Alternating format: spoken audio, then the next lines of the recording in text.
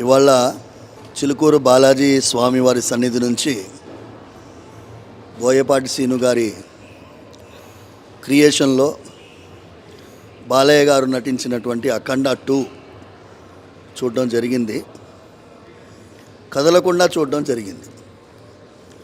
అఖండ 2 కింద తాండవం అని వేశారు. పరిత్రాణాయ సాధూనాం వినాశాయ చ దుష్కృతాం ధర్మ సంస్థాపనార్థాయ సంభవామి యుగే యుగే. ఇది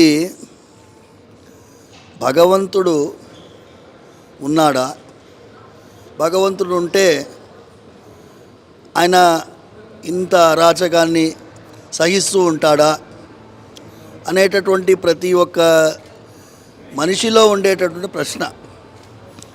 అలాంటిది ధర్మాని కోసమే ఉండేటటువంటి నేల. ప్రపంచమంతా కూడా